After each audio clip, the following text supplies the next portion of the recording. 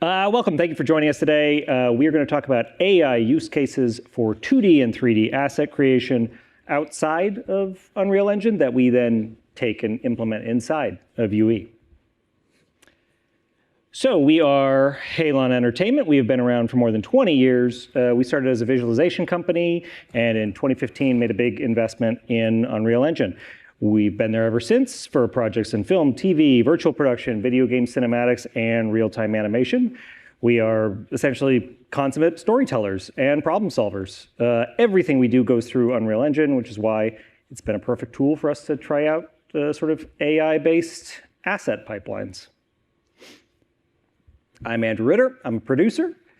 This is Jess Marley, my partner in crime. He is the senior VAD supervisor and a creative powerhouse behind many of our projects. Also, we couldn't have done this presentation without help from our resident AI enthusiast, Lindsay Robbins. Quick round of applause for Lindsay, who's not here. Thank you. That's for you, Lindsay. She made us these avatars using ChatGPT. They're cute, right? Yeah. We made a bunch of these really fast. Pretty cool, huh? Anyone can do it. I am noticing some likeness issues, though. Can you ask the AI to fix those? No. And the anatomical inconsistencies, I'm seeing 4 fingers on wooden puppet Jess up there. Is that not correct? No, that's not. Can we take a bit of the bottom left one and mix it with the bottom right one? Not really. So is this useful in an environment where we have to revise and iterate for clients? Not yet. Well, that's not good. No. But. And seed. So what are we going to talk to you about today? We don't have any breakthroughs or solutions to talk about. The stuff we're going to show you is going to be out of date pretty much immediately. But we are going to talk to you about the fact that AI needs artists. It always will. It's plain and simple. Beauty is in the eye of the human, specifically a human seeking a locked approval from a client. As ever, it's always going to be about the process. So these models are always evolving, right? It's a technology that's changing, and we're generally chasing it a lot of the time. They're tools with different strengths, weaknesses that kind of bend how we spend our time as artists on the floor. And they can act like plugins. They fit into an existing pipeline that we've kind of built, and we also adapt and build tools for them as well. These can also be used as generators to carve whole new pipelines. We're going to be talking about sort of a multi-plane process a little bit down the line that we kind of wouldn't have been able to do without some of these new AI tools. Also, sometimes these tools are just sort of gimmicks and trinkets that don't save time or help anyone, but they're fun at least. And how many fingers do I have? You got 4. That's 4 on right. the right hand. That's right. Pretty fun, yeah. Yeah, so let's talk about traditional asset pipelines. The idea is clients like to create, iterate, make changes, right? And lock ideas in once they're happy with it. We need to make sure that as artists, right, we're able to work inside that pipeline and make those changes. And so if we had to iterate and create everything from scratch every time, it doesn't really work in our favor to introduce this into a pipeline. So it's a tall order for AI tools in their infancy in order to do all of this right now. And that's kind of what we're going to get into. For the purposes of today, when we say asset, we kind of mean pitch ideas, directed concept art, mood boards, backdrops and matte paintings, 2D and 2.5D cards, and midground and background assets. We're not really talking about fully generated characters with rigging or the fully generated video tools, AI coding tools, or animation tools. Cool, so let's talk about, just real quick, traditional asset pipeline in terms of how we get to Unreal Engine. A lot of the times this starts with client reference or us gathering reference, putting this into a pure ref, or potentially doing some kit bashing in Photoshop, going through concepts and boards, either done in Photoshop or another DCC like that, right, as far as for drawing. Then we get into layout. Traditionally, we're using Maya or Blender, but often there's the use case to go into Unreal for this as well, because you can do a lot of great blocking out inside of Unreal and then kick that back out. Modeling and sculpting and photogrammetry, all kind of done through Maya, Blender, ZBrush, reality capture, reality scan, however you're scanning everything. Then traditionally, UVs, laying those out, getting texturing and surfacing done into Substance, and then Unreal integration and getting things over to Unreal Engine. From there, it's about optimization, which I think we're all familiar with, and or rendering if you're going to be rendering through the pipeline as well for final output instead of just optimizing for real time. You want to grab this? Yeah, sure. Then looking at an AI-assisted pipeline, right, and what that looks like. It gets a little bit more complicated. There's a few extra steps. Still, traditionally, we want to start with pulling reference and getting an idea for where we're going. And a lot of that's going to come from client if it's not being developed by us internally. When it gets into concepts, we're talking about using something like Stable Diffusion or Midjourney, because we're early on in the process, right? And those are both great for being iterative and fast and loose with kind of designs and kind of building from there. Then we get into layout. Again, Maya, Blender, UE. All of those can be pumped later on, either into model generation or just used for layout purposes. And then to generate models, we traditionally have been using, traditionally is the wrong term, we've been using Rodin for most of our actual asset generation if we're going to go that route. But that requires extra steps. And so then you get into texture surfacing, so Stable Projector Z, and if it's not already done by Rodin itself. And from there, it gets into cleanup. A lot of the times when you're generating meshes through anything in AI, it's not potentially going to be the cleanest geometry to work with. It's not going to be ideal topology to work with as well. And so we traditionally would use this for background, midground assets, not necessarily hero characters or anything that's going to be rigged and moving around. But from there, we clean up, we go to Maya, we go to ZBrush, Blender, whatever the case may be. And for cleaning up textures, if we're not going to reproject it, we're going back into Substance. And then the last step of all that is to go into Gigapixel. A lot of the times when you're able to kick out actual textures out of any of these sort of AI tools, they're low res and they don't work at the fidelity that we need to actually build out. So Gigapixel ends up being a common last step with any asset before it gets into like prime time use. We go into Unreal Engine from there, and then we optimize and either render depending on what the end result's going to be. So why should we use AI? If we look at the pipeline map, it's kind of a mess. Where should we use it? When should we use it? That's kind of what we're dealing with on project-to-project basis at this point. Right. So this graph illustrates what we found the most useful cases for AI is. A lot of the times, if we're sitting at 1,000 feet and we're just developing the concept, the idea, the general tone of where we want to go, it's fantastic, right? It aids in the process. It's faster than having to paint something out. And a lot of the times, anybody can do it because you're just relying on prompts, right? And trying to kind of finesse those prompts. So this is a wider view of the process, right, from that 1,000-foot view. But what does it look like when we get a little closer? Yeah, that's the smoothed out view. But when you actually start to use it, you're going back and forth, back and forth, back and forth, figuring out where those sort of endpoints are for being able to use AI versus when you go, shoot, I have to go paint this out myself. Right. Averaged out, it does feel something like this. But when you're in the trenches and you're trying to work with it and you have ideas and concepts that are locked, being able to iterate on those locked concepts and hold on to the fact that there's a patch here or there's a color here or a texture here that you want to keep becomes kind of tricky, and it becomes also just kind of random. And so this is an actual feeling of what it feels like to work with AI once you're in the trenches of it. So just a disclaimer before we get to our case studies. AI is sort of a controversial topic right now. There are a lot of different tools. There's a lot of different models out there. Each one has its own level of source data risk and local data risk, and we're not really going to cover that here in this talk. The legality and ethics vary from tool to tool. So please make sure you're using tools that fit within your risk level.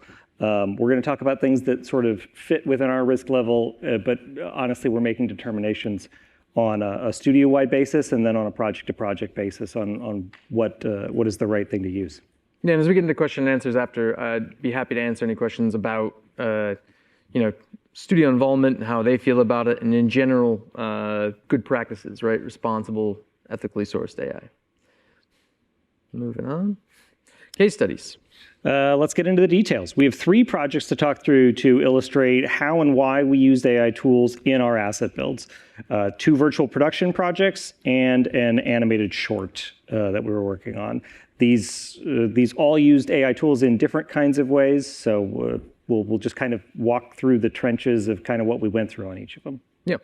And with each one of these is learnings to the next kind of project and kind of how we adapt. So backdrops. A client needed to test a low-cost virtual production backdrop fast. We thought it would be a great chance to test 2.5D workflows using generative AI.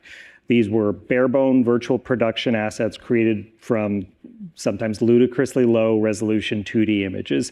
I think the Stonehenge that we're looking at here started as 500 pixels tall. I think we just did it to see if we could on this one, and it ended up working out for our needs, which is kind of crazy. So the pipeline that we used in order to create something like this, and we'll show you a little video in a second.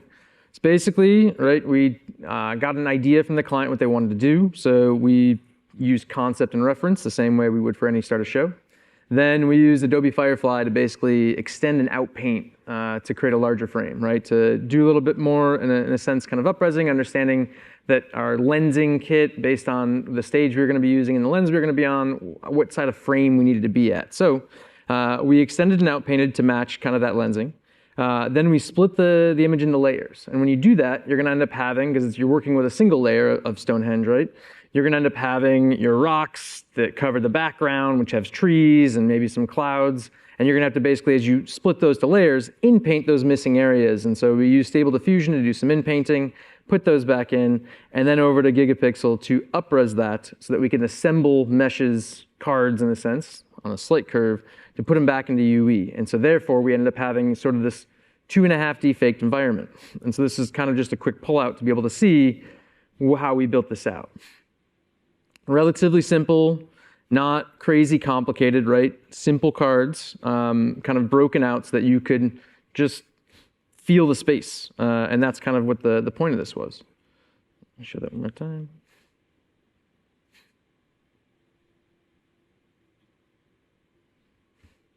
So, evolution. What didn't work last month likely is going to work today, or potentially could. What we're looking here is where we started versus where we are today when we actually try and rebuild this project. So the image on the left, the tall Stonehenge on the left, was where this project pretty much started out. And stupid low resolution. Stupid low resolution, right? And the original up-res that you're looking at from August 2024 has noise, right? It almost has a mechanical sort of a noise to it, right? Like as if you blurred something and it's just taking the texture and twinging it, but not really doing a good job. And so that was what we ended up with back then. But we ended up going back as we were testing and wanting to talk about this and doing a pass to see what that up-res looks now. And you can see just how much more fidelity you get on that 2025 version from May, right? The advancements in the technology when you're able to, you understand what you're doing and replicating it again, what you can actually get with it. So the technology is evolving to the point where it's just becoming that much easier to work with. Yeah, when you got a tool that works a little bit, keep paying attention because next month it might work a lot of it. Yeah.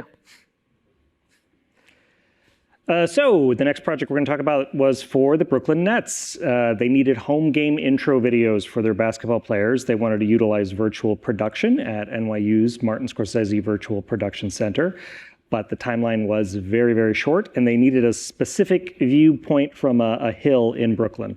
So we came up with a plan for 2D background assets to supplement sort of 3D foreground assets. This is sort of an evolution from our backdrop tests. And so we'll play the video that ended up being the final for the intro, which includes some filming from another group as well for these kind of in-between shots. But the reason why this worked so well for us was we were building a set that didn't actually exist. The city you're seeing in the background is the skyline of Brooklyn, and they wanted to be in a park with a basketball court above Brooklyn, which didn't exist. So what we did is we went in, we used cesium to kind of map out and gauge the actual real topography of the area. We were then able to kick out some cards and renders that would match the skyline. And then we kind of had to rebuild areas from there. And same goes for this. These are the brownstones, we're calling them. And this is an actual park that they wanted to be set at. We have the reference, I believe, in another slide. And the idea was this whole set right here is actually unlit. It's built with fake shadow gobos for anything that's on the ground. Shout out to our good friend Griffin Rosnack, who basically was kind of the mastermind. But a team of 2, I think, Lindsay and Griffin, in about a week or maybe a week and change to get the entire project up on its feet. And I think it was running at something close to 60 frames per second on the stage when it went to shoot. Kristen, were you on this one? Yes. Yeah. Okay. There you go. 60. Yeah. Thanks, Kristen. So the flow over Brooklyn Nets. We went into Unreal, and this is kind of like we did our block out, our layout, right? But we use Cesium to kind of scout this out. And so Cesium is a great tool, similar to going into Google Earth kind of prior, to really look at what topography looks like if you're trying to scout something virtually, but in a realistic fashion. From there, we could determine what was actually going to work. And then we rendered the skyline out, just a simple render out of UE. Could even be a screenshot at that point based on the flow that we were working on. We then took everything into Stable Diffusion. We enhanced the image to make it a little bit more realistic. And we had to go into Photoshop and Stable Diffusion to do a combo of things, which is day to night, a base, and then to refine it. So, right, Cesium doesn't have a nighttime view. Unless you're going to do extensive work to actually convert, and it's still not going to be great, Cesium to night by putting lights on every building. We had to go in and do a little bit of that by hand and do a little bit of that in Stable Diffusion.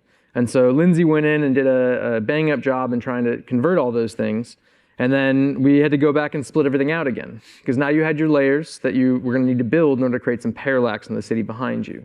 So we split everything out into layers, which is a custom split. I will also note that we split the layers for the Stonehenge project with humans, but we ended up splitting the layers at this point with an AI tool because we noticed there was an AI tool available that could do that. And Lindsay actually sort of Frankensteined this together. It was a bit of Python coding that she used actually the help of ChatGPT to do. It was Python-based. Qt is a language that our development team likes us to use. And she basically built a tool to split out based on depth coming out of Stable Diffusion for us to generate kind of that split. From there, we got into Fringe Science. And we're going to go over these 2 tools a little bit later, but Fringe Science is basically, we need to defringe or texture dilate everything. If you have used cards at all inside of Unreal, you'll notice that your alpha, right, your edges, potentially get a little bit of white and involve you having to clamp or kind of finesse those edges. And it can become a real pain, especially in a nighttime shot, because your cards are generally delit. So we built a tool that would allow us to, similar to Substance, dilate the edges and create a little bit more consistency of the coloration that's included in the center of the image on the outsides. And this just helps to make things look a little bit more refined when you're actually trying to piece it into Unreal. From there, again, we go into gigapixel and we upres because nothing comes out at the correct fidelity when you're using AI at this point. Photoshop for any masks, tweaks, and then assembly back into Unreal. Again, building things into layers, and we use Cesium to gauge the distance, so we're actually building cards at the correct distance and height of the buildings, so you're still maintaining this quality of life, this realistic sort of sensibility with your actual 2.5D build, which is pretty fun. And then you put it onto the volume. So real quick, this is just to show you a little bit of the reference and how things got started. The top image is actually straight pulled from Cesium. So you can see these are the brownstones. The bottom left is where we were able to generate these kind of rows of brownstones and cards that we were going to start using. And then on the bottom right was the imagery that they gave to us. They gave us 1 reference image per environment that we needed to run off. So it took us digging in and trying to find these locations and really try to blast through reference to build it out based on what we could come up with. Here again is sort of a couple things, which is the final result on the top right, which has the lighting pass thrown into our assets. The cat in the window. It also has a giant cat. Yes, and these are some of the fun things that happen, right, when you're using AI, is you get some anomalies that pop through, because that thing is probably a 10-foot cat. It's terrifying. Yeah, if it's on its hind legs, it's pretty crazy big.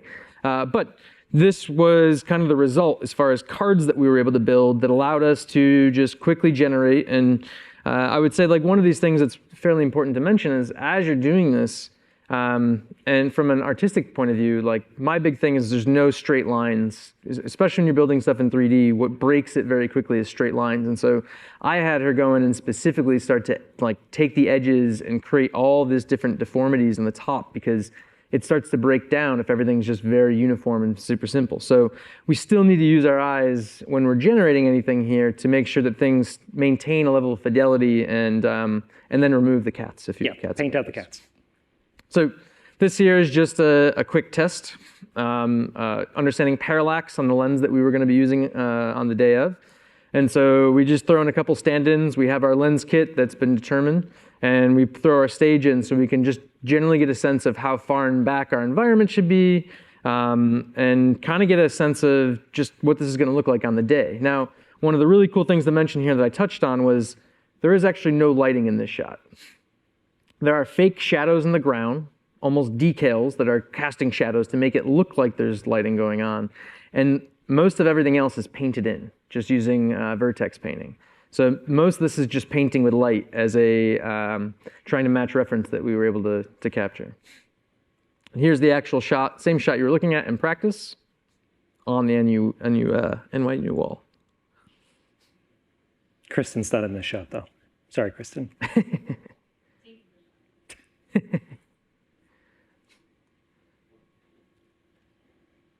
This is, again, just a little bit of the tech viz when we were planning out, so you can kind of see the city in the back. And I think one of the things to note, too, that one of the issues we ran into was because these images coming out when we were building them weren't at the correct bit depth, we also ran into exposure issues on stage, which we had to then go back, and we ended up changing the way that we generated cards so that we could actually finesse the exposure in a realistic sense on the wall. Similar to, right, EXRs being 32-bit, right?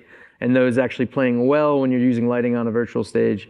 This was one of those learnings that we had to kind of figure out. We also went back through, and I think we put blinking lights on buildings. We added some animation because we decided this was kind of a useful case to be able to generate later. And again, it's an AI-generated skyline there. So it's the correct shape of a skyline from that view in Brooklyn, but none of those buildings are the real buildings. None of that detail is the real detail. Right. It's just got the shape of it.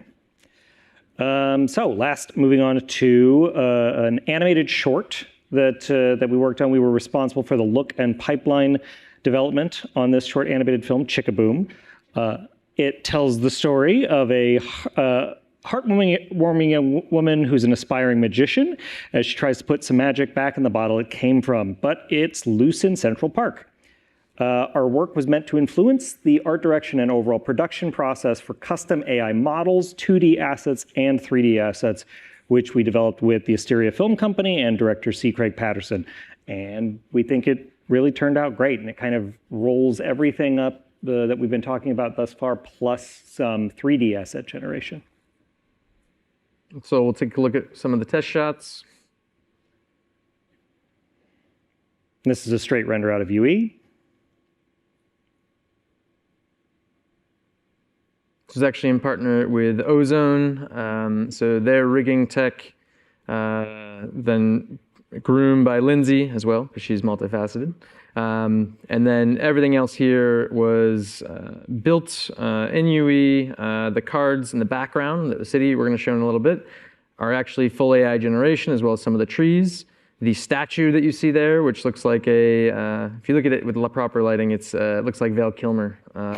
Val Kilmer as Mark Twain. As Mark Twain. As one man. That's right. But a fair amount of look dev and trying to figure out the potential possibilities of using this workflow with Asteria and partner. So here's kind of a quick breakdown, being able to see how this set is actually built.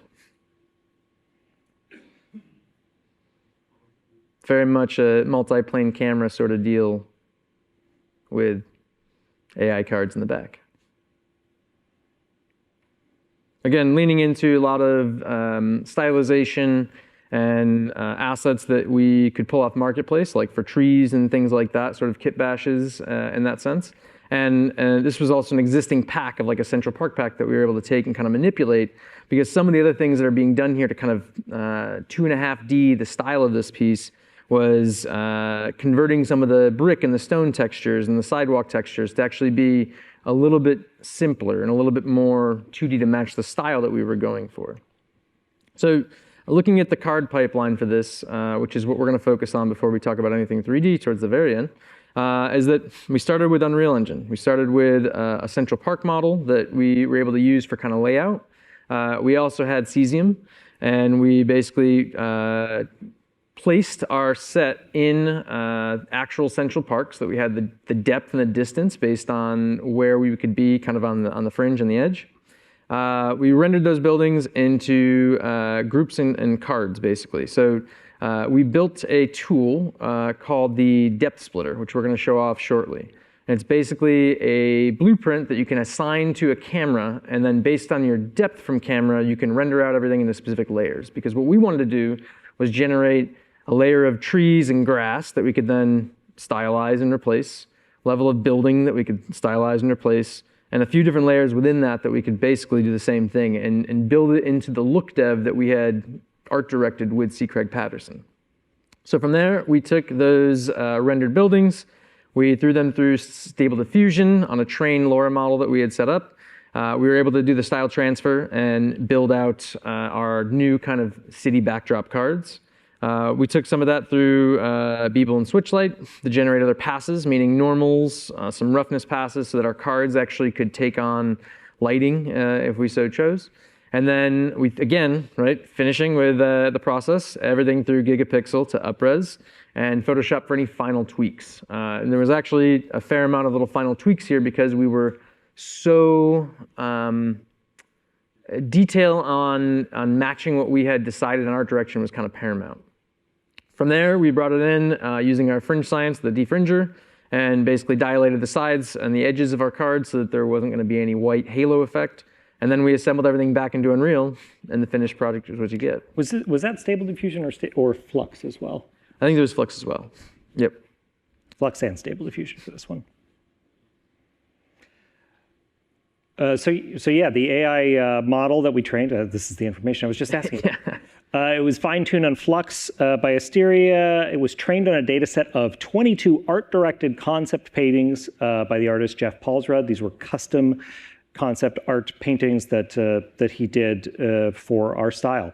Jeff used public domain images as a reference for the concept paintings so that the AI could compare realism to our style. So kind of trying to be as clean with our source data as possible and as unique and custom with our art style so that the model and the LoRa that we have at the end of this really just makes stuff specifically for this film. That's right. We actually, and I'll show some of these images too, we actually used a website called Pexels, P-E-X-E-L-S, which is an open source public domain images kind of library, similar to like a Shutterstock, right? Something like that, but that you can take and kind of use. And from there, we worked with Minta over at Asteria, who is their sort of expertise, expert trainer, I guess, as far as model training goes. And we picked those 22 images. And so here are examples of both the reference and the images that we had grabbed versus the painting that we finished with when Paul was done. So the top right is kind of we want to give it some range. But I chose these two so you could kind of see what we were doing with clouds and sky and how these things get emulated, as well as city. And so you can kind of get a sense for the level of detail and how, still including lighting, but in general, like, what are those cloud shapes? What's that language? And so we could match all the reference that we pulled as I have a giant PureRef doc that just has lots of clouds. Some trees like Studio Ghibli, right? Like just trying to match this style, this tone that we had kind of art directed with C. Craig. And so we did this for 22 different images and then created a nice data set. So successes from that. These are all images that are generated using that language. These are fantastic, right? The model understands the level of detail, a painterly quality that we wanted to hit. The buildings all have sort of this painterly kind of patchwork to them. There's no really hard black edges on assets itself. And there's a nice kind of informed sense of lighting, but not with any sense of fog or atmosphere as far as when it comes to like an exponential height fog that you normally can push into engine. However, what we do end up getting is some nature and some noise, unintended. And so we're gonna kind of walk through what didn't go well with the data set and the training and kind of our misstep. And these are kind of what you're going to find as you get into actual LoRa's to train to a specific style. So the failures, it's too much detail and added atmosphere, meaning if you look to your top right, you have that kind of view looking into, a bridge looking over into New York City. Clouds and all that kind of smoke, right? The low-hanging clouds that come in. We wanted to introduce that ourselves. So we didn't want that in the data set, and it also feels really realistic, almost too real for what we were trying to do. We were still trying to make everything feel somewhat still 2D, right, as things trailed off. The bottom image on the right, just beneath that, it's fantastic. Buildings, exactly what we wanted. But when we look at the trees and we look at the water, again, too much detail and too much frequency in the actual foliage itself. And you can see it again in all the nature aspects of things here. The bench, the image to the left is right in style. The background to that is really good, but the leaves get kind of funky and they get almost too much frequency and too much detail, whereas we would kind of prefer them to be very much like brushstrokes. Wild Robot's a really good reference for just that sort of painterly quality that we were trying to aim for, and it kept kind of getting screwed up when it came to anything nature-based. So it was kind of a fascinating find that we were struggling with trying to kind of overcome so that we could generate our own tree cards and make this a little bit easier as far as the dressing process. Noise became the second issue. So in this process, because we had Paul take these public domain images and scale them up and start painting, what was unintended about this was we ended up getting some grain and some noise that really was not something that we had planned for. And what that led to was our model then, still being sort of a child, knew the rules that we gave it, right? So if you give it noise, it's going to also produce noise. Takes things very literally. It's like Amelia Bedelia is how we're putting all the tools. And so I think the next slide shows kind of our cleanup and what that noise looked like versus what we had to fix. So if you look at the ground, the two different images of the ground right next to you, you can see that there's a fair amount of this, almost as if you had you're adding noise in like Photoshop to something. You're getting sort of this very grainy noise being introduced. That's exactly what the model was kicking out to us. And we had to go in, fix the data set to actually get this to kick out the proper image. So on the pub images that you're seeing, you have the original image of where things were started from. If you look really closely in the middle image, in areas where there's like the arch and things like that, there's actually a fair amount of noise and grain that continued on throughout the entire aspect of the piece. And then you also have the issue of it not understanding how to do text. And that's something that we consistently have found and always needs a little bit of help unless you can really fine-tune your training. So when we're talking about fixing, starting to finish those errors, you can see it here where looking on the start image, when you try and read anything on the street signs or you're trying to read diner in the actual window of the diner or any of those signages, there's nothing there. And so it falls away into, I don't know, model fluff, we might want to call it. But it kicks out an image that's 80% there. It just still requires a human eye and a human to go in and make those adjustments in order to train your model for it to come out the way you want it to. Results, once it was properly trained, you can kind of see the difference between a normal prompt without a seed in our model, which is the image on the right, versus ours on the left, which matches sort of what we were going for. This is 2D, not so much hard lines, but a very painterly quality that feels really, really nice and playful, because the style of this piece was to be to the eyes of Chika, who is a 9-year-old girl in New York City. So again, the same deal. And what you see, right, is it's actually making choices on lensing for us and how much depth of field is actually in the shot versus how much flatter the image on the left is. And so all of these things are things you need to art direct and think about as you are trying to train a LoRa and train a model in whatever fashion you're trying to go for it. So all things that were learnings and things to keep in mind as you're kind of going through this process. Now, what we have found is because these are great ways to get places really quickly, we also need to develop tools in the process to prepare AI for Unreal, or in order to prepare content to feed to the AI and then to integrate back into what we're doing. So this starts with the texture dilation tool, the TDT, or the defringe that we talked about earlier. An example is the moons, right? When you're looking at the moons on the left. The image that you want to get out of any kind of a process that you're going to be bringing into Unreal, what you want it to look like is that moon with the purple halo. That's what your aim is for. But what you end up getting is the alpha that is the bottom right, where you're getting white on those edges.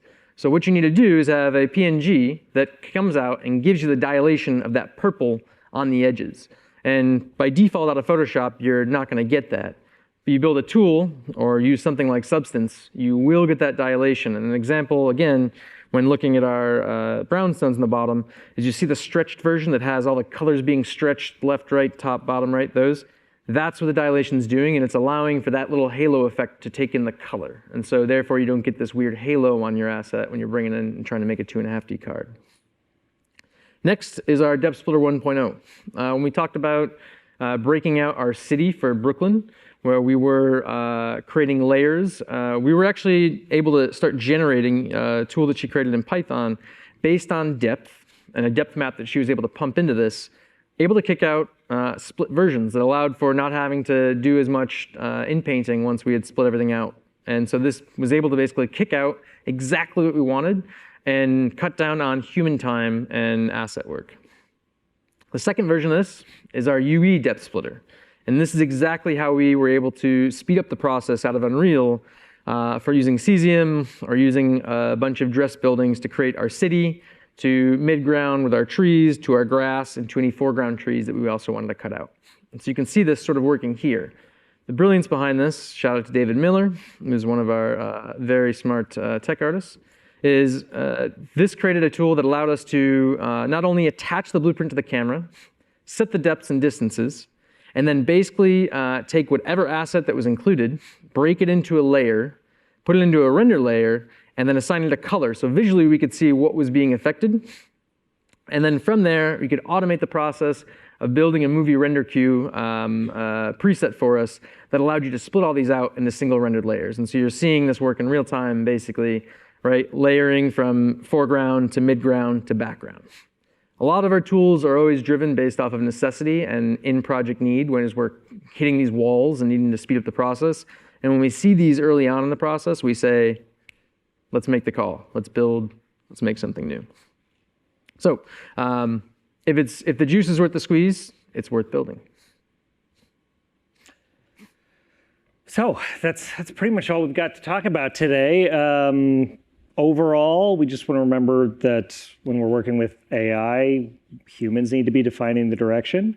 It is better in the concept idea phase than in the production stage, but it is very useful in the production stage. You can find those specific little windows where to use it.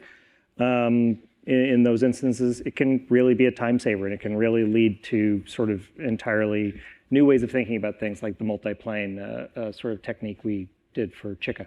Yep. And I guess, looking forward to things, there's a lot of fear around AI at the moment. And I can understand why.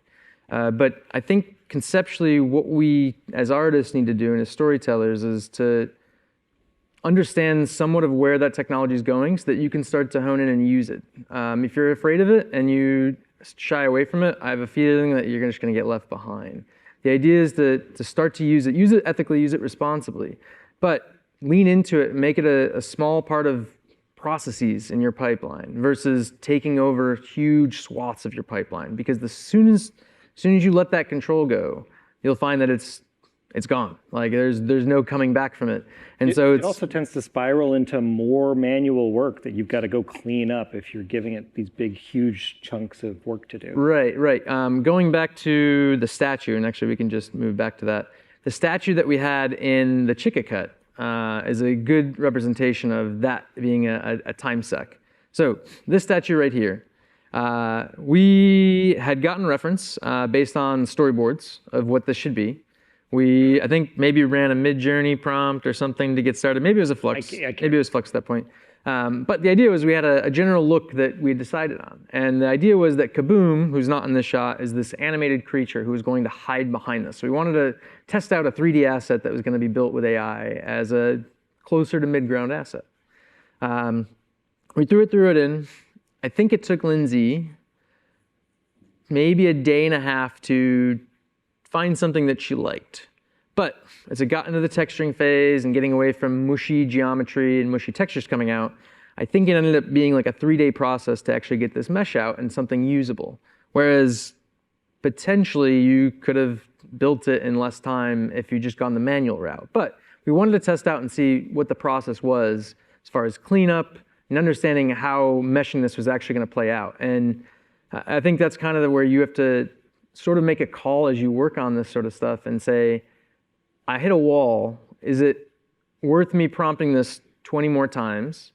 Or do I have a path forward to just do this manually and finish the process? Because now I have a base mesh that I could start sculpting on and start moving from.